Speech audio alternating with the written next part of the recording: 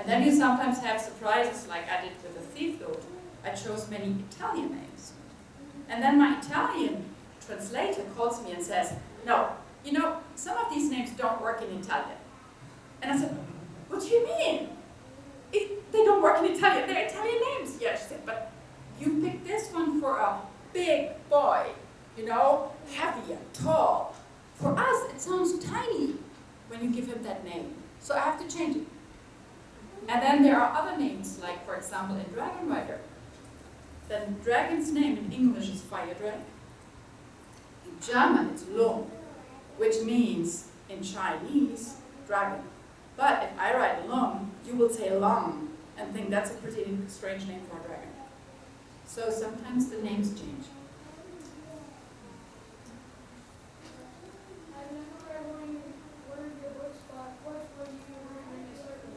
What do you like? Do you like them short or do you like them fat? Do you like fantasy or real? How old are you? I would almost say you should start with Dragon Rider. That's still the favorite book of many, many boys.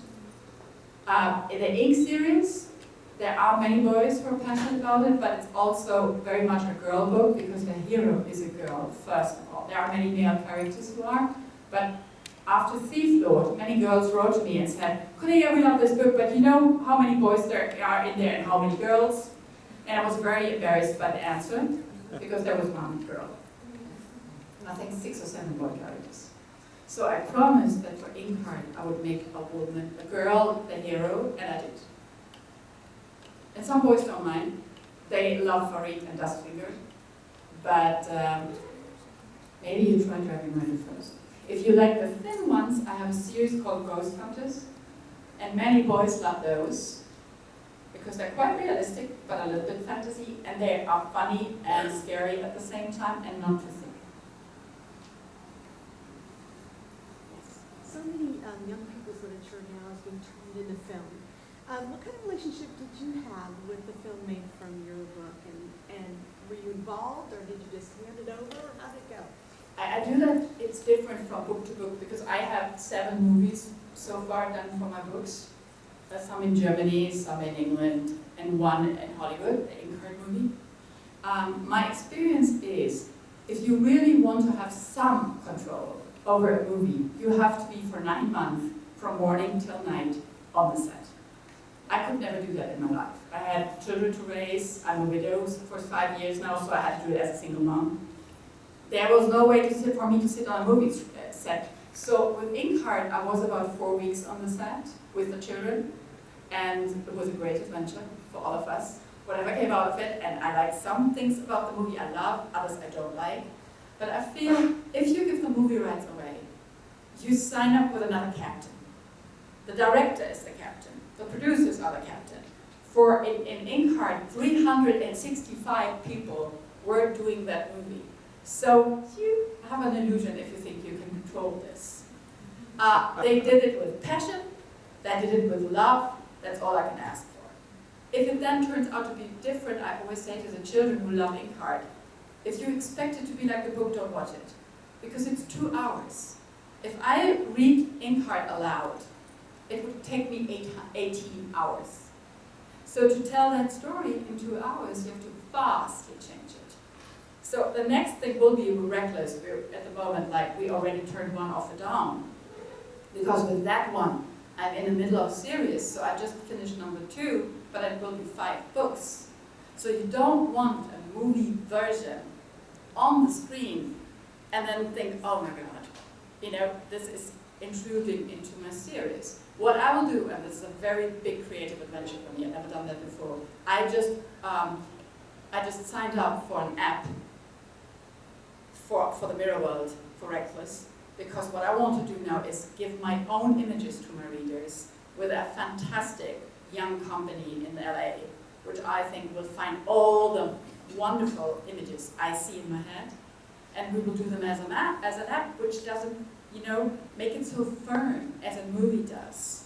It gives you only the world, but you can still tell the stories in your own head. This is a vast and very expensive adventure for me, so I have no idea whether the plane will crash, but I think it's a good adventure. You know, because hopefully I will, for the first time as a writer, give you the images I see. Whereas when there is a movie, I don't have the chance to do that. But I still think it's a very exciting adventure when they do movies. It's like when I've seen my books on theater stages. I've seen them as puppet plays. I've seen them in one-man shows. I've heard them on audiobook. I love when other artists interpret my stories. So, that's it. Any more? When did you actually like to write? I mean, when did you start liking to write? When I did my first book, I was 28. And I had been an illustrator for 2 years. And the first book I only wrote thinking, well, you know what, I will just write myself a story that I like to illustrate. So I still thought I'm an illustrator who writes her story. I think it changed with Dragon Rider. I was 32 at that time, and suddenly I did a big book, and it was just so much fun that I completely lost myself in the story. And I wrote the book in more than a year. By now I need 2 years for a book. And the way you can lose yourself in a world and create it and find your own world in that other world, in a very strange way, is for me the greatest adventure. Yes? When you said there's a part of you as a character, what part of you is in this? What part of me is in? Just In Dustfinger? I think I'm very much like Dustfinger, but I hide it very well.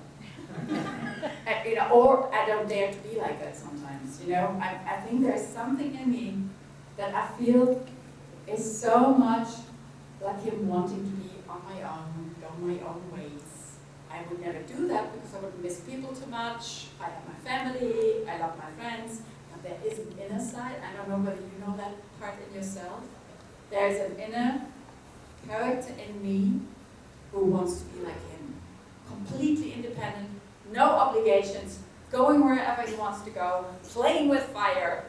And I think we all have that character in us that we dream of, although we may never want to live it, because it maybe would make us very unhappy. And he's not exactly a happy person most of the time. What also is true that Dustfinger reminded me very much of my husband, but I only realized when I had read the book. And I still remember telling him that. I thought, you know what? I wrote these books for 7 years, and I only now realize that they actually do he actually does resemble you. So sometimes we do that we find people of our life in a character, and we haven't even noticed. Yes? What's the first book you wrote? The very first one was called Search for a Dragon, and I later on took part of the ideas and turned it into Dragon Rider because I thought I could make it better. My first book, I had just written it without preparation. So the middle was quite boring. You know, you suddenly stand in the middle and you don't know where to go. But now what I do is, I plan a book for half a year. I don't know the ending, I never want to know the ending. But I prepare the first 20 chapters, and I have ideas, I talk about the characters, I read about the country, or let's say with Inkheart I read about bookbinders, book collectors, fire eaters. I did all the research as if filling a big chest. And then I start writing. And then the characters do what they want and forget about my plot, which sometimes happens. But, you know, that's how it goes. Any more? What advice do you give to kids that want to become writers? Yeah, I get that question very often. It's very interesting because when I was a child, I don't remember anybody who wanted to become a writer. I really don't. I did not even think I would be a writer because I thought they're either very old or very dead. So I thought it's a magical thing that a normal person cannot do. But now children are so often seeing writers on TV and hearing about their lives, hearing about their work, that by now they believe it's a true profession. And of course also through J.K. Rowling,